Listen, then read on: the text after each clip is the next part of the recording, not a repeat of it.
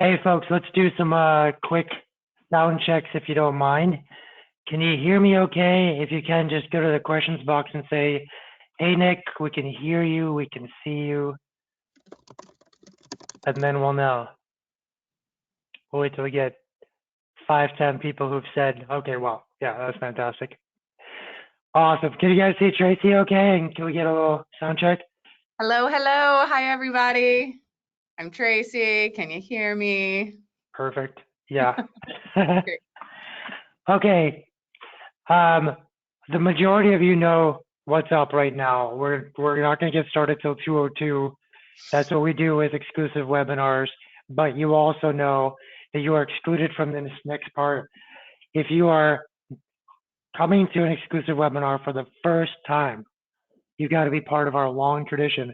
Go to the questions box, introduce yourself, tell us your name and what company you're dialing in from. Let us say hi to you, and then you can make like a silent pledge that you're going to join every webinar from now on.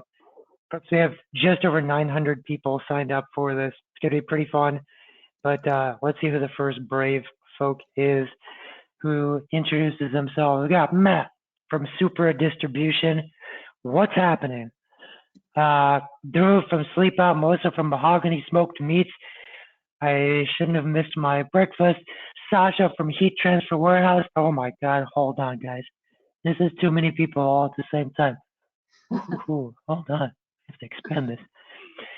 All right, Sasha from Heat Transfer Warehouse. Tori from Route 1 Apparel. Dana from Ben Shot. James from Work from Motion RC. Diana from Tea Leaves. Ooh, cheers. Um, we got Kira from Boku Superfood. Christy Johnson from United Goods. Um, we've got Anthony dialing in from Irvine, California, representing Caitlin Minimalist Handcraft Jewelry. Steph from Constantly Varied Gear. Claire from Dana Rebecca Designs. Hey, Claire. Miriam from Bellafit. Barb from Embellished Asheville. Steve from P2 Probiotic Power. That is a lot of P's. Um, this is awesome. Guys, thank you. Thank you for joining. Thank you for taking time out of your Wednesday. You could have done so many other things, but you're hanging out with us. And we've got a pretty freaking cool webinar. So much of this content was provided by Clavio, by Tracy and her team. They've got amazing data insights that we get to share with you guys today, but most important, a lot of practical stuff that you can work on. It's tough these days. We're all worried about getting sales without having to ride that high cost per click, worried about supply chains and this and that, and repeat purchases are where it's at. So just to alleviate everyone's businesses a little bit right now, that's what we're going to focus on. Quick introduction of exclusive. Our performance agency means we just drive up performance for you, help you get healthier as a business. We do that by having 3 disciplines. Specializations, that means if we're going to do SEO for you, that's going to be a career SEO specialist who's done SEO their entire life, and they're part of the SEO department, Google Ads department, Amazon department, social, conversion, email, SMS, all separated by specializations, coordinated by really smart business people who know how to coordinate holistic strategy. That's our second discipline. And the third discipline is amazing technology that brings it all together from every platform into one solution. Here's a handful of our clients just to get to know us. And my name is Nick Rajpal. I'm the VP of Marketing Sciences. I've been here for 14 years. I was brought on to develop our solutions, our SEO, Google Ads, conversion testing, email, Amazon. I developed our strategy philosophy, built out the teams, did all the hiring, and about halfway into my tenure, I switched to just working with net new businesses so we can figure out your challenges and then put together a plan that will grow your business in a healthier way. So if any of you raise your hand and say, let's talk, 50+% of you, I'm probably going to get a chance to talk to, and I look forward to it. And joined by Clavio. Oh, hello, y'all. So I hope and think most of you probably know about Klaviyo, and you'll probably know about us in particular for the email marketing power, or for really being an ESP, it's email service provider for e-commerce brands. Historically, that has been kind of primarily Shopify brands, but we have expanded far beyond that. We have a bunch of BigCommerce folks on, WooCommerce, Wix, custom folks coming in from Magento, and I guess it's not Salesforce. Salesforce Commerce Cloud used to be Demandware for all my folks out there who know. For a little bit of additional info, because Klaviyo has of course grown over the years too. Klaviyo is a unified customer platform. So we do email marketing, we do SMS marketing, or you can do that within our tool. We enable it for you. But Klaviyo is also a customer data platform. It's a CDP. So Klaviyo collects all of your customer data and allows you to activate it, use it to segment and personalize and do a lot of things we'll be talking about here in just a moment. Feel free to go to the next. Oh, I can go to the next slide. You can. We got it. Look at that. Cool. A lot of different reasons why folks choose Klaviyo.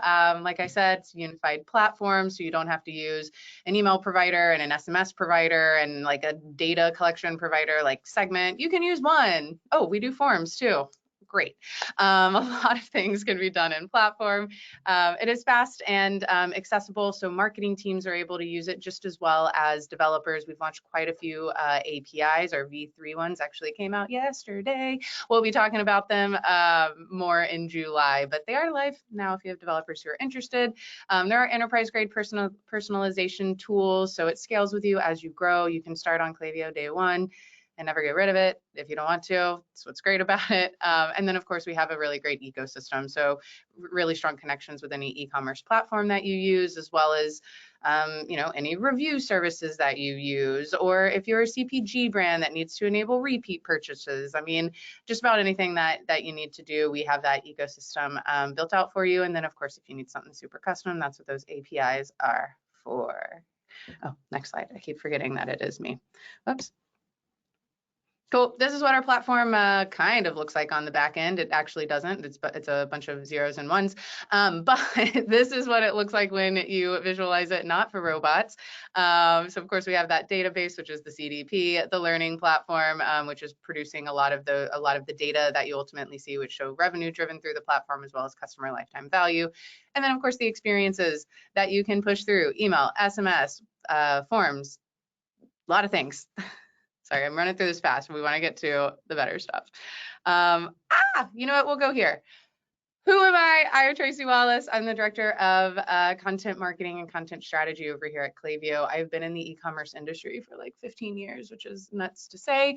I was formerly over at BigCommerce, where I was their editor-in-chief for about 4.5 years. Learned quite a bit about the industry over there and competed really heavily with Shopify. Yes, I was at BigCommerce when BigCommerce was actually still competing really closely with Shopify back in 2014, 2015. And then I moved over and I ran marketing for a direct-to-consumer company, got us as many followers on TikTok as Nike has. Woo, that was nuts.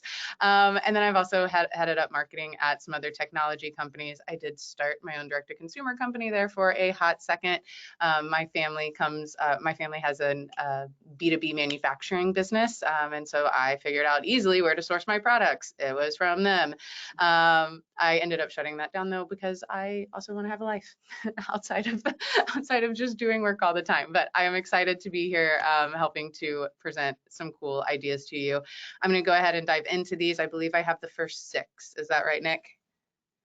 Cool. He's shaking his head. Great. Okay, we're going to dive in. So want to talk about segmenting strategically. Cool. So omni-channel marketing, several years ago, I think it might have been 2016 when I was back at BigCommerce, omni-channel was like the cool new thing. Like people are buying everywhere. And now we just know that to be true. You do it when you shop at places, every single one of your customers do it. It's like cool and great for consumers, and it can kind of be a pain in the butt for retailers and marketers who want to figure out how to attribute properly, figure out where to put their dollars to make sure that they are getting the most money out of their efforts, and then not do the things that don't work anymore. And instead, omnichannel just makes it really hard often to see how every single one of those is working.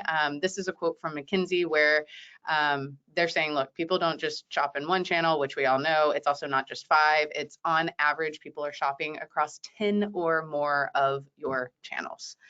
Yikes. Oh, there we go. Okay, cool. I'm still trying to figure out the click or the next. I think I can do both. So anyways, so what does this ultimately mean? Well, for you, it means, of course, there's no one size fits all customer journey. We have seen since 2016 the rise of e-commerce personalization, and I say it like that because it's not really a rise. It's a rise in people talking about e-commerce personalization, and not so much a rise in a ton of people doing it. And that's for a lot of good reasons. Like, people don't have endless time to make one-to-one personalization emails and site experiences for every single customer that's going to land there, right?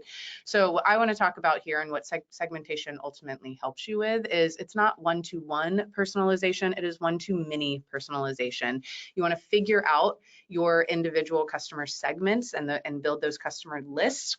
And then you create specific messages for those lists, that kind of grouping of the segment, if you will, but that grouping of customers, what it is that would most engage them or most interest them. And then of course you can add in those, automated pieces of personalization, which is like their name, the products that they've recently browsed, the related products to the products they've recently browsed or purchased, so on and so forth, so that it feels like it is a one-to-one personalization, but your marketers aren't just doing personalization all day long. They are setting it up and then able to move to other things. For Klaviyo customers in particular, these 4 segments down here are some of the ones that drive the highest revenue per recipient. So it's about 3 times higher than any unsegmented campaign or automation. So that's new product purchasers, inactive and unengaged subscribers, your VIP customers, and then your pre-VIP customers. I have a little bit of language down there on exactly how you would define those people. And then of course, all of these are decently easy to set up over on Klaviyo because you're collecting all of that data over there anyways. Also want to look at questions. Okay, no questions yet. Feel free to ask questions whenever.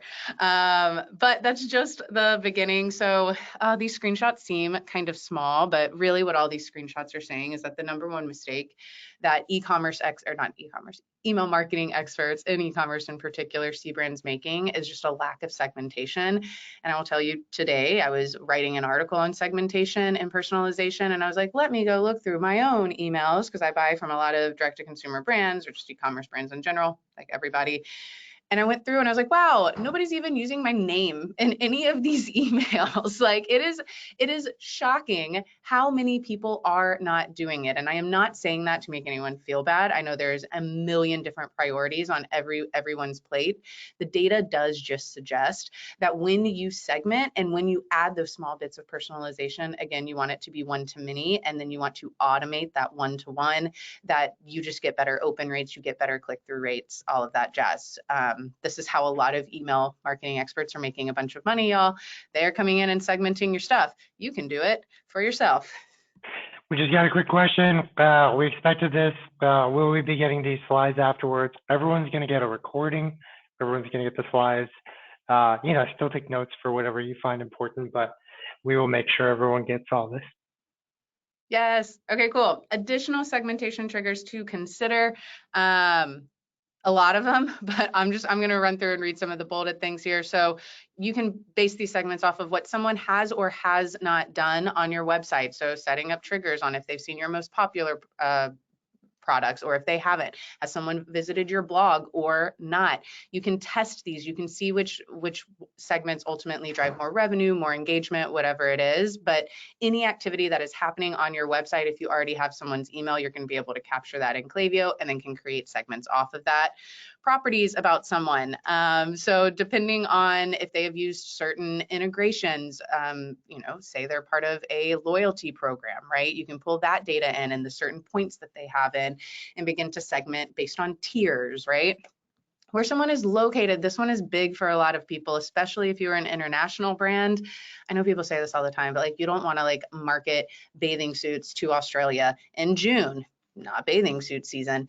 Or maybe you're having local events somewhere in California, but you aren't in Georgia. Probably not helpful to tell your Georgian audience about your event in LA.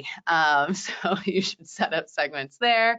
If someone is in the EU and GDPR options apply to them, this actually applies for Canada as well, and often California. There are a lot of rules and more regulations regarding how you collect data and then how you ultimately talk to people. Please make sure your unsubscribe buttons are clear and visible, y'all. That will save you from a lot of pain in a lot of places and naturally clean your list for you. If someone is or is not in a list, so you can create segmented lists, and then you can use those segmented lists to segment further people who aren't on that list. And then of course, if someone is or is not suppressed, you don't want to be sending to suppressed folks anyways. If someone is or is not consented to receive your SMS messages, so if you have not started an SMS program, or if you are trying to grow it, or even if you have one running, whatever, you can ultimately build out your list, like using your email list to collect more SMS numbers. Do keep in mind, there, for as many rules and regulations as exist with email marketing, more exist with SMS, and they are more strictly enforced as well. So remember, you cannot message to anybody on SMS who has not explicitly given you consent to do so. So you don't want to just SMS message people to collect their information. Use your emails to do that and make sure you get the proper permissions. And then of course, you can use predictive analytics from the back end of Klaviyo to segment list as well. So that's how you get pre-VIP list, which is, people who have like high predictions of high customer lifetime value, for instance. That was a lot. Again, these slides will be shared. Okay, cool. So beyond baseline segmentation, so you can use quizzes to collect more information than what people are doing on your website or what products they have looked at. You can see Cheeky is doing something really interesting here where they're asking people, what do you want to hear about from us? We got a lot of products. And then based on what those people say, you can see here they actually have 3 different welcome email series built out based on the answers that folks are giving them. So again, you can do that with automations like welcome series. You can also do it with campaigns, really just based on what people tell you. Doe Lashes is another company that has really great quizzes as well. There's a couple integrations that do this. Octane AI is the first one that's coming through, but I know they aren't the only one. Cool. Now we're going to talk about automations. Okay, cool. Still talking about segmentation though, y'all, because I am like into it recently. So segmentation in automations, once you figure out how to segment your audience, you of course want to thoughtfully apply those to your automations to improve their performance. So a few ways that you can personalize your welcome series. Sorry, I've recently been using segmentation and personalization almost like interchangeably, and I know they are not interchangeable, but I have landed on this where it's segmentation is like the foundation to good personalization. So that's, if you see me doing that and pausing, it's because I'm trying to teach my brain not to just interchange them, because I think about it a lot. Some splits and or segments to build out based on a variety of different things in your welcome series. So website entry points, if they're a first-time customer versus a repeat customer, if they prefer email versus SMS, you can collect that when people are giving you their information, or you can use quizzes to help figure that out. If they're an international customer or they're not, so that's going back to geo data. And then demographic information, right? So again, you can collect that with additional quizzes. You can also likely start to infer some of that based on a lot of the products and things that they're looking for, though do keep in mind, people often don't just shop for themselves. People like to give gifts. So think about it through that point of view too, in terms of how people are ultimately shopping. And of course, have some pop-ups on your site asking folks if they're gifting or if they're shopping for themselves. That can help you better figure out your communications. Awesome. This is a browse abandonment one. We're looking at Cheeky again here. So you can see they have a couple different ones down here, which is if someone only views 1 or 2 products versus if someone has viewed more than that. They've segmented their emails there. So a few additional segments you can create, which is again, times the product was viewed, the price of the items, the number of items viewed, again, first time versus repeat, recency of purchase, right? So you might send something different to someone who recently purchased, versus if someone purchased a year ago, maybe you're sending them more of like a sunset kind of flow, right? And then of course, average order value in general. You could even do this by predicted customer lifetime value. And then cart abandonment. So we are looking at outdoor voices here. We've even shown you a little bit of how you kind of set this up on the back end, but some splits and segments to consider is, again, first time versus repeat purchaser, that cart value, the number of items they have in there.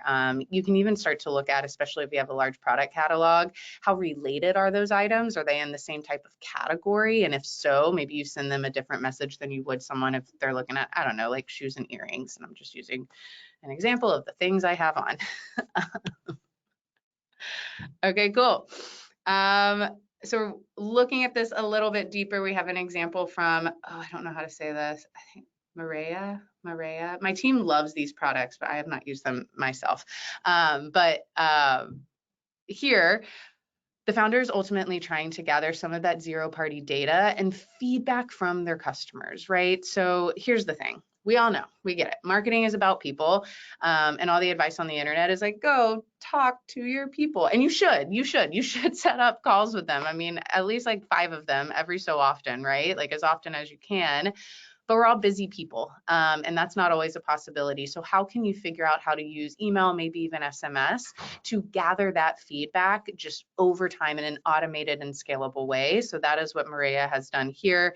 So they are sending this to, different segments. So loyal customers, one-time purchasers, subscribers who haven't purchased, unhappy customers, really trying to gather a variety of different types of feedback and then use that feedback to help improve their programs over time. Awesome. And then of course, we're going to look at campaigns. So it's not just email and SMS campaigns should be segmented too. I was just typing this on Twitter to somebody, LOL. So this is coming out over there. We are looking at SandCloud here. So they are using they're essentially using geographical data to send different messages to different people based on where they live, right? So using location data, the brand position their product for different uses based on the region's weather, that time of year. Again, you can do this with any of your campaigns. Be thoughtful about what is going on in certain areas or in any segment that you are sending your campaigns to. It doesn't have to be one creative for everybody. That is what people call batch and blast. And people on my Twitter feed right now are upset about that. But people instead like to see things that are more relevant to them. Again, you do not have to do like 100 of these. You don't even have to do 20 of them. Figure out like the most relevant 3 segments and build out 3 different campaigns. And then of course, measure that. If you've done a bunch of, some of those batch and blast campaigns, measure the numbers. Like, did the segmentation actually improve it? And if it didn't, 1, tell me, I would love to know. And 2, then don't do it, right? But all of this is worth a test, especially as we lead up to Black Friday, Cyber Monday. Everything you are doing now for the next couple of months should be helping to build up baselines for you and help you understand what might work better as you get closer to the bigger holiday.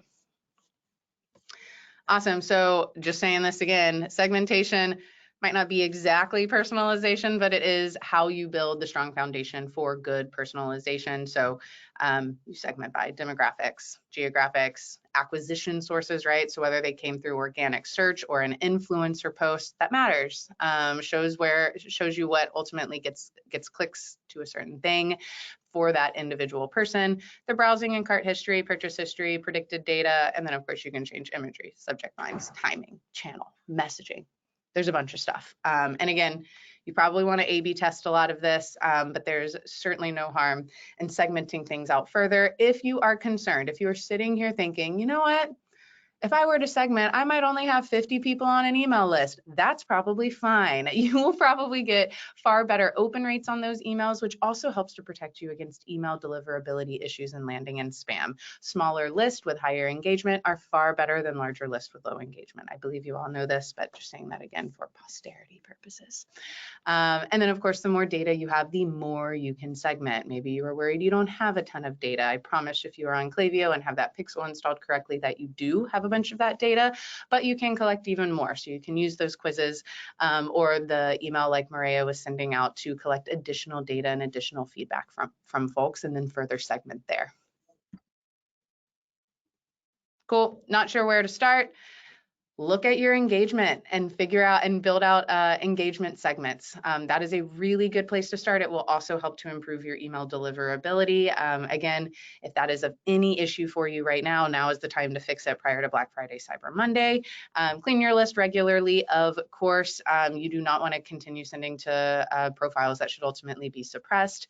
Test frequency segments.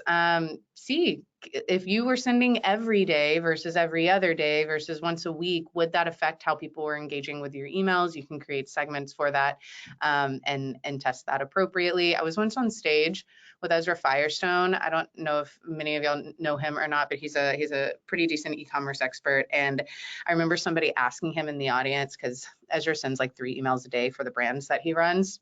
And they were like, aren't you afraid that you're annoying people? And he has run these frequency segments and tests. And he's like, absolutely not. He's like, the more emails I send, the more stuff we get. Now they segment, of course, but he's like, at the end of the day, people's inboxes are crowded and they just kind of delete stuff that's lower.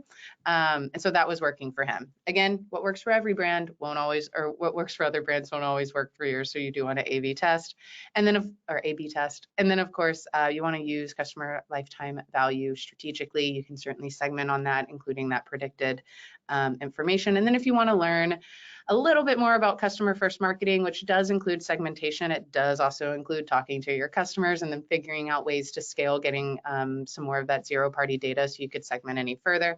Klaviyo has a guide right there to doing that.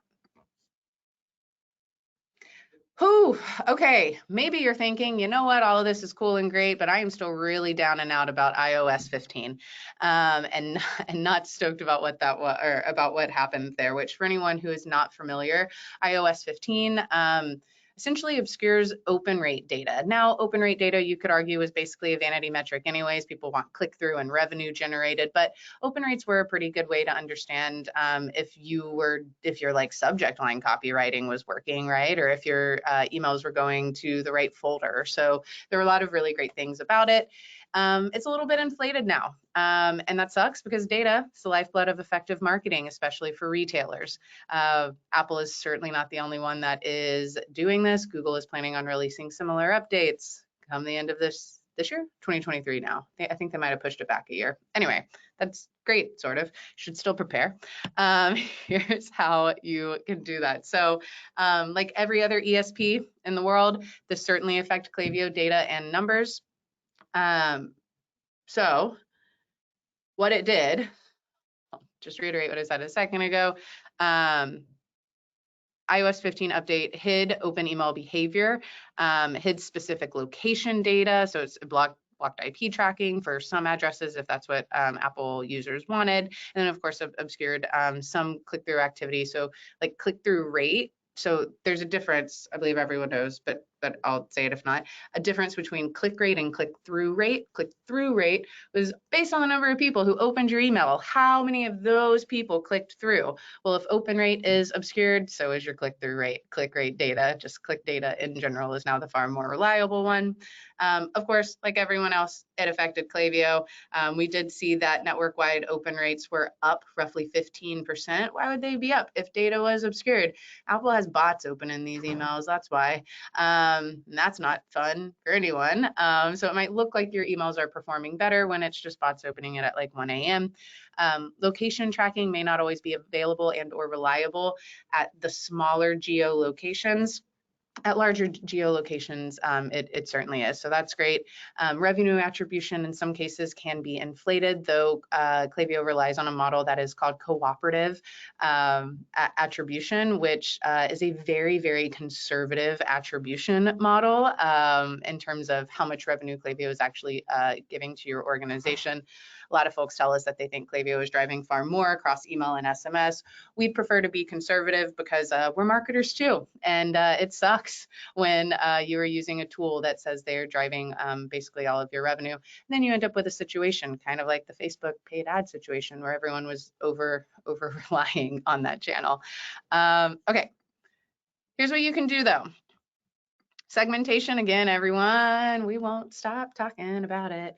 Okay, so Klaviyo did build in, so you can build out segments where you can filter out or take out or add in anyone who is opening something from an Apple private or that is an Apple privacy open. So what this does for you is get you that better understanding of exactly how your emails are performing. So once you take that out, you then can see how well your opens are performing and how well your click-through rates are performing. Now, it might remove some actual people who were opening and engaging with your emails.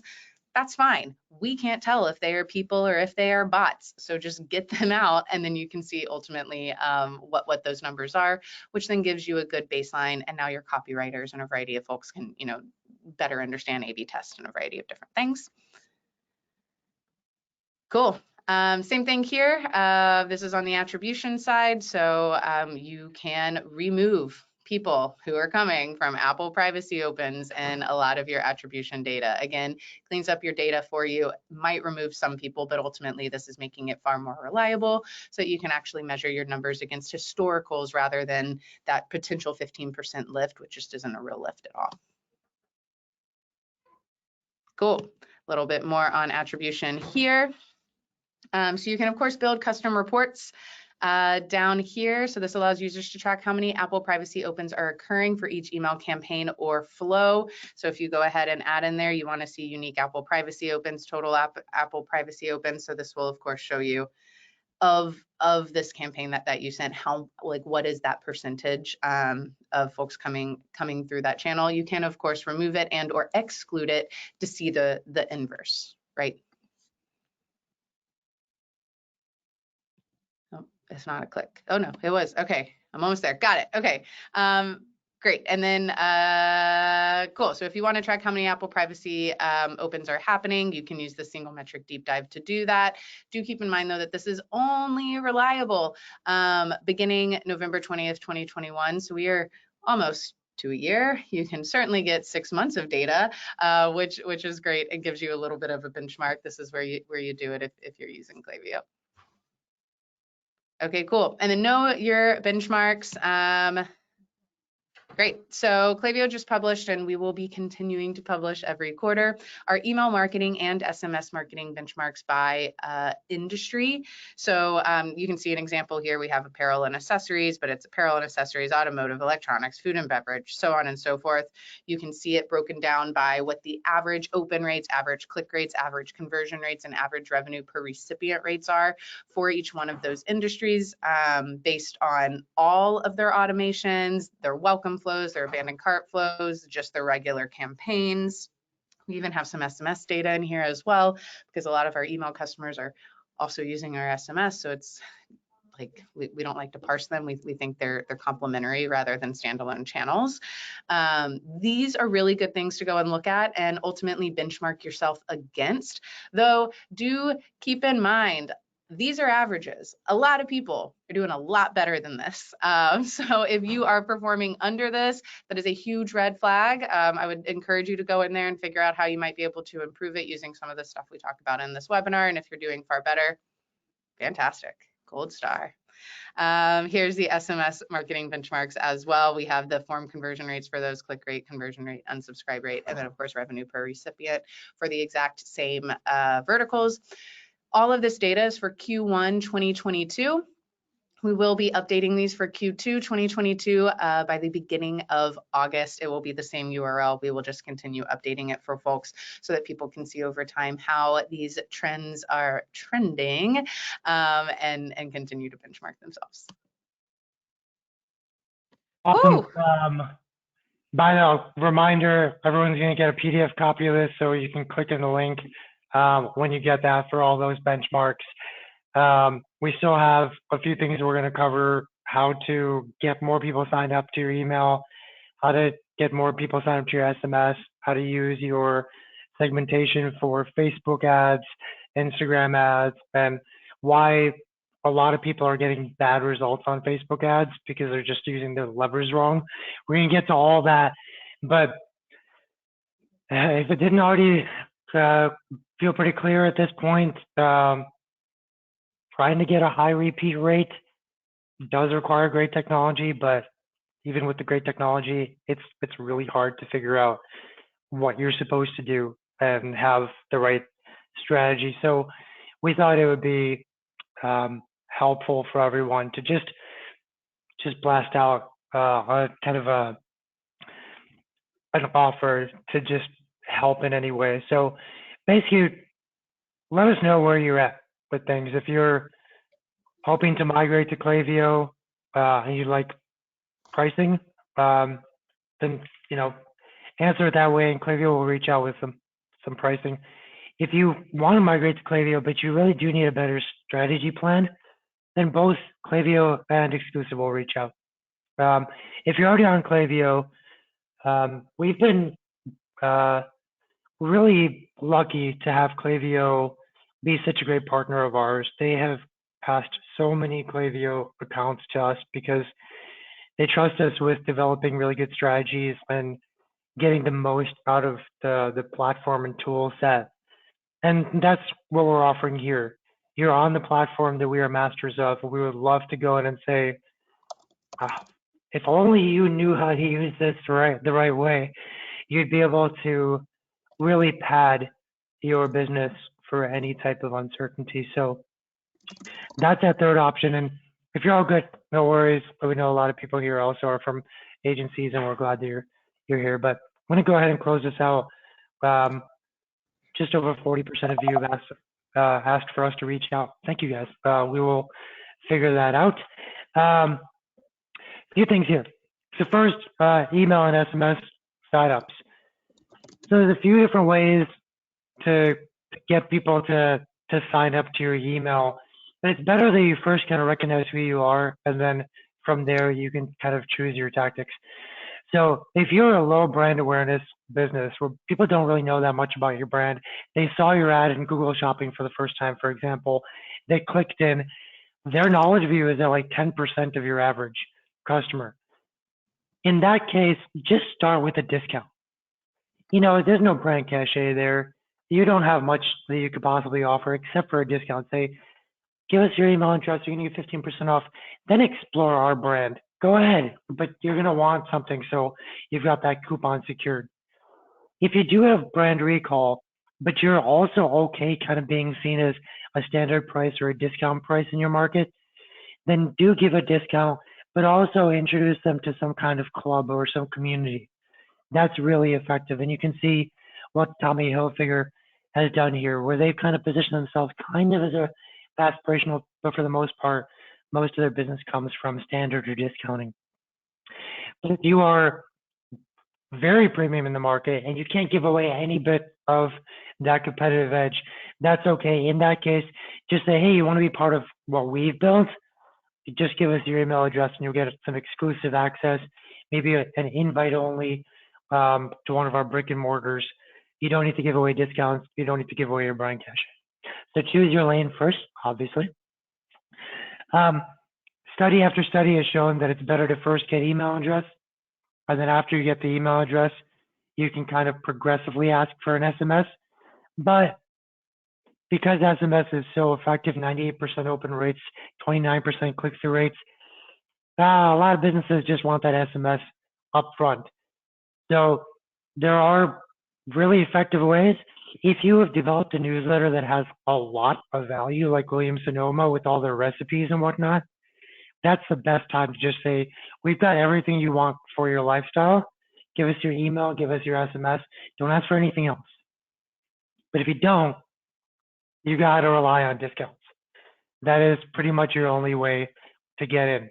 Otherwise, take that exclusive route with email and then progressive over to SMS.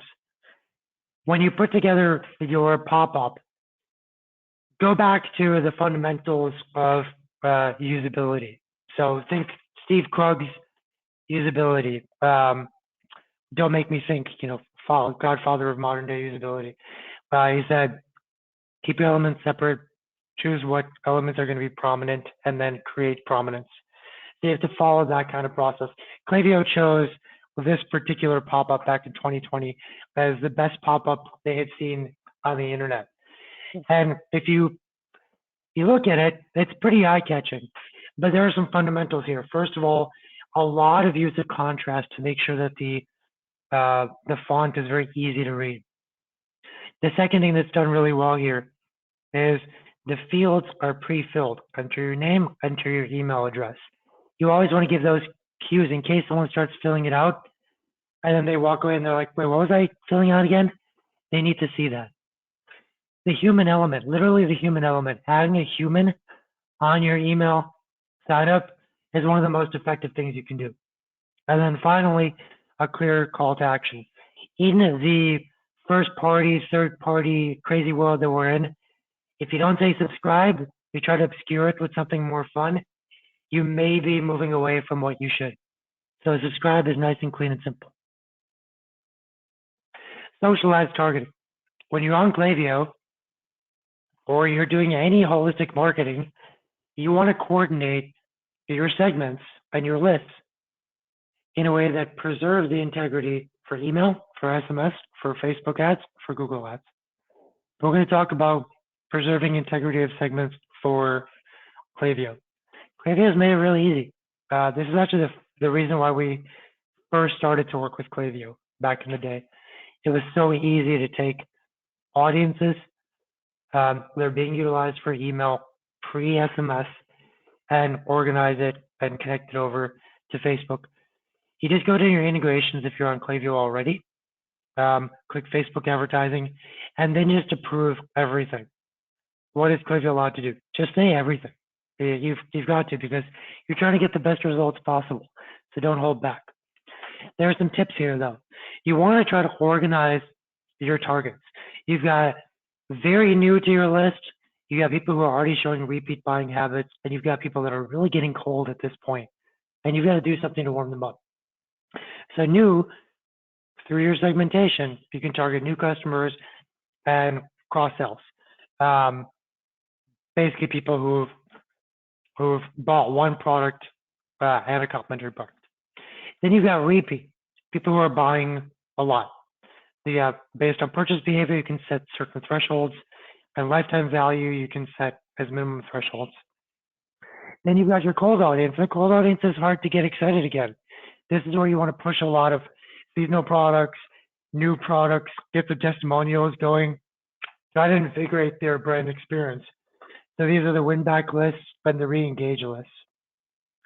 If you're going to invest in these audiences, you have to make sure that you're using Facebook in a way that you haven't set up the ad in a way that your return on ad spend is going to drop, right? Facebook is really weird in the sense that they allow you to make ads that don't actually fit their learning engine. And if you didn't know the secret of how to set up the ad for their learning engine, you're not going to get good results. So like you actually need to know from what's available to what you're supposed to filter down to get any performance out of it. And it's a weird trick. I don't know why they do it that way, but they do. So here's things to kind of rein it in. First, on the creative side, if you have an ad and it has text at the top, if the text is longer than 2 lines, at the end of the second line, it's going to say read more. So if you've got something that's got the punchline on line 5, everyone who's using is seeing your ad on mobile is only seeing the setup, not the punchline. If you don't have text overlays on your images, then people are just seeing a lifestyle image and they're scrolling by it like it was a post from someone on Instagram. If it doesn't say something punchy, they're not getting any message across.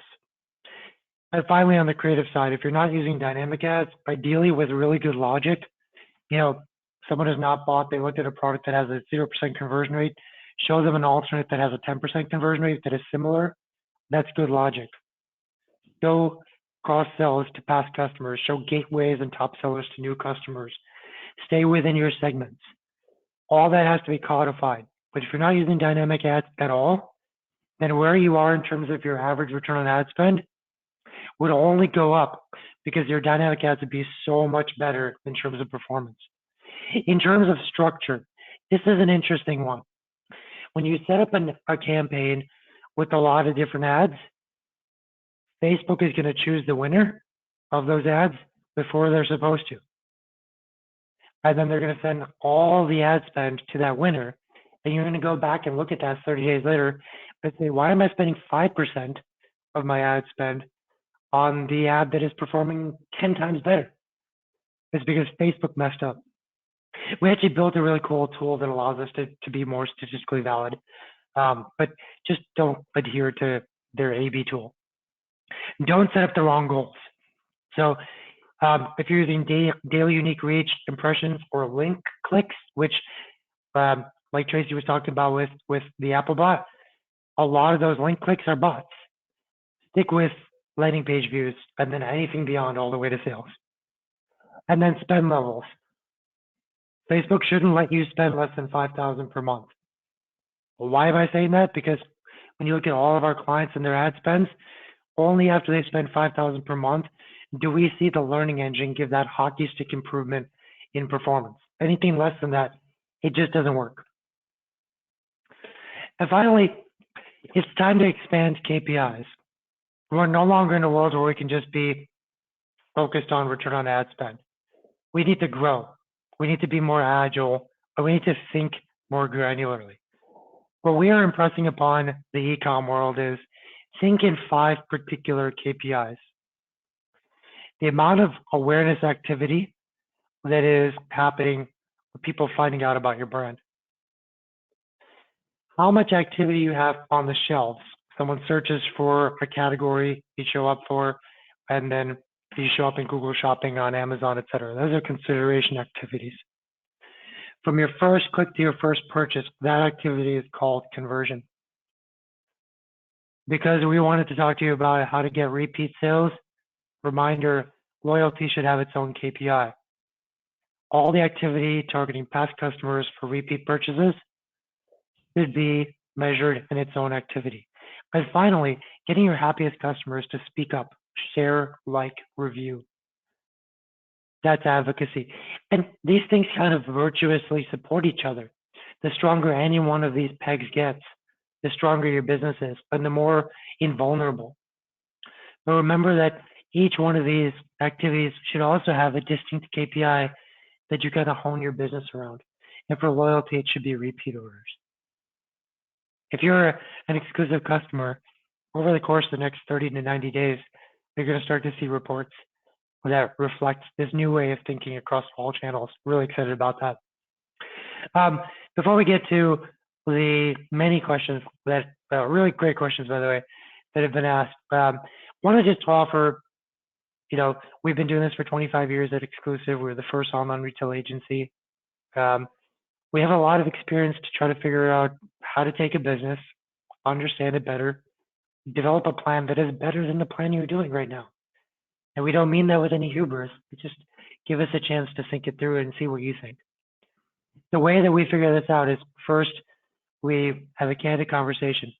Are your challenges and your needs in line with what we've built for 25 years? If so, let's proceed to the next conversation. Then you'll meet with myself or my colleague, Liam, and we will ask a lot of questions for about an hour, trying to understand how your customers go through their customer journey, who your competitors are, your top sellers, your challenges, why things had not worked in the past, why you gave up on certain things.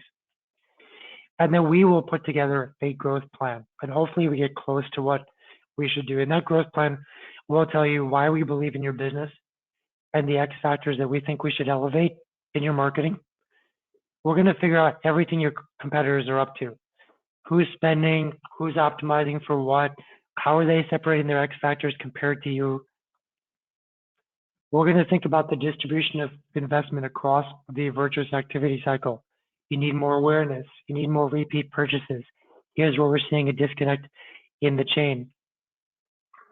We're going to analyze what your search visibility presence is compared to what you think it is. What do you look like when someone searches for your brand? Are you showing up when your competitors are searched for? How about your discovery space for Amazon, Google, ads, SEO? We're going to think about the lens of consumer behavior. Are you activating the right buying behaviors by using things like modalities and the cocktail of cognition, affect, and behavior?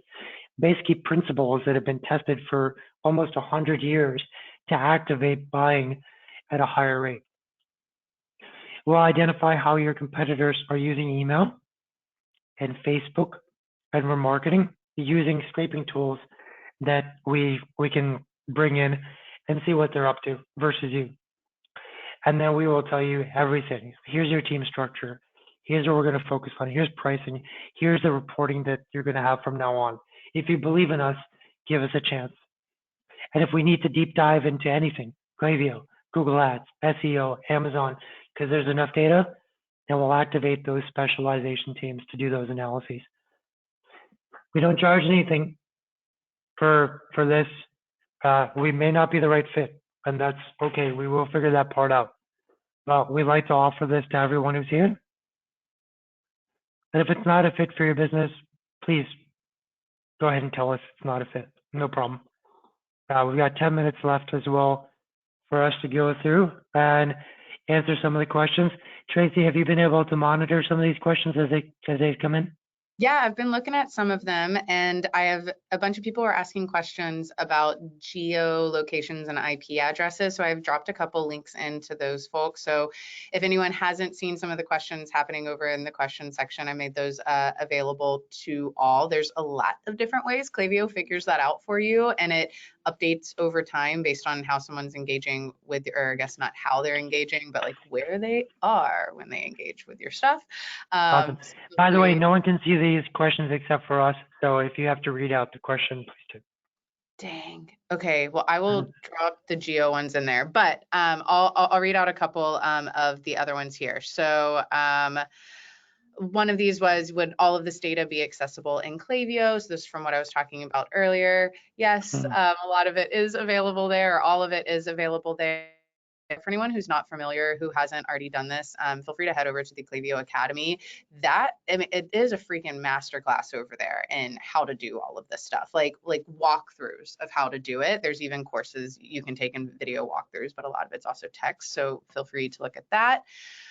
This person here, Jan, I believe, said, I get having an unengaged flow. If you're careful to only send emails to folks who have engaged in the past X number of days, what is the value of cleaning your list? Is it to keep costs down? Are there any other benefits? So one, you can certainly keep costs down. That is one of the ways that Klaviyo monetizes. So you often pay based on the size of your list. But beyond that, for a lot of larger organizations, especially once you have like a bunch of different email marketers in there, or a lot of people who have different access to your ESP, to Klaviyo, whatever it might be, keeping some of those old emails in there means someone could accidentally send to them. So a lot of folks like to remove them for that reason specifically. Now, also keep in mind too, you can remove those folks and they might end up signing up again. So a lot of people will end up keeping people on a list, say for, I don't know, about a year or so, and then like push them through a sunset flow, which is ultimately letting people know that they're going to be unengaged or to be dropped off the list. When those folks ultimately come back in, if they do, you've probably already updated a lot of your flows and your email designs, and things are going to look and feel a little bit different. So don't worry too much about cleaning those folks off, rather than, you know, just I mean, especially if it's just you, I guess it's fine to just know you're not sending to them. But do keep in mind that if they haven't been engaged with your brand for about a year, they likely aren't going to be engaged, and a lot of your emails could look like spam to them, and they might mark it as such. Okay, I'm going through more here. So folks are talking about geo-checking IP addresses. I am going to drop this. God damn, I want to drop these answers and these links into the chat box for everyone, because it is. Yeah, you definitely can. That's awesome. Yeah, it's like it's like too much information for me to say, but it's not like a lot of information to read through. So I have them up here.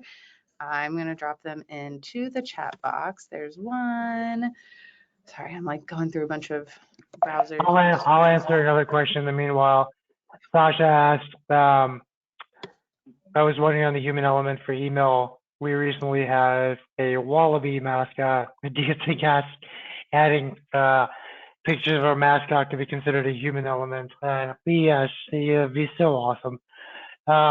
You have to test no matter whatever you put out there, but I would think that if you've got 4 tests going and 2 of them are based on wallabies, one of those wallabies is going to be the winner. So Sounds awesome. I can't wait to see that. Awesome.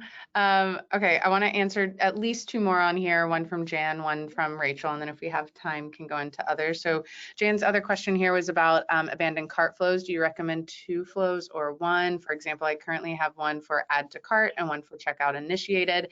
That's great. You're already doing some segmentation there. Keep in mind though, you can do even further segmentation for those abandoned cart emails. So if somebody has, I don't know, say all earrings in an abandoned cart email, maybe you're sending them an abandoned cart that's talking about those earrings and maybe even other products, right? Or if you have some zero party data on people, where a lot of like hair care brands will do this, where they're like, what type of hair do you have? And if I have like a certain kind of shampoo in my cart, they'll also include in there like, by the way, did you forget to look at this kind of conditioner specific for you? So again, there's a lot of different ways that you can segment there. So 2 is definitely a great place to start. I would definitely say, especially if you have time, feel free to look through some of your data and see how you might be able to even better segment that, especially because abandoned cart emails are some of the most opened and engaged with. And then down here, Rachel asked, what types of metrics should you use to determine VIP customers or potential VIP? Customer lifetime value is a very good one. So Klaviyo tracks customer lifetime value for you within the platform, so you can very easily segment off of that. It also tracks predicted customer lifetime value. So higher the customer lifetime value is, often means the more that they have purchased with you. So those people are more of your VIPs. They have engaged with you more. They have actually put their credit card down. They have gotten your products. Those folks are your VIPs. And then of course, those potential VIPs, a very good first place to look there is that predicted customer lifetime value that Klaviyo kind of builds over time. The longer you're on Klaviyo, the better those predictions will ultimately get. And then of course, remember, that's not the only way to look at or even build out a VIP program. You can always set up a customer loyalty program, and maybe folks who join that, maybe you consider them a certain kind of VIP as well, even if they haven't maybe purchased a lot. Maybe they're recommending your brand to a lot of different people. That can be really great for brands that offer maybe only one SKU, or for instance, I used to sell pillows, and like, people don't need pillows every week, believe it or not. They're bed pillows, but I considered people VIPs if they were ultimately referring a bunch of folks back over to the site, right? So it always depends on your business model, and there's a variety of different ways to ultimately look at it. Awesome. Tracy, thank you so much for some really amazing content today. I think that, what we're hearing from people in the chat is that there's a lot of value there. And I know you were traveling in between all this, and you're able to get some time with us. Thank you, folks. Thank you, folks, for taking time. I want to give everyone a few minutes back before their next meetings. Ben, so many of you have asked for next steps, so I can't wait to meet dozens of you. We'll talk soon, and thank you, Tracy. Thank you, folks. Have a great Wednesday, everyone. Bye, everyone. Bye, guys.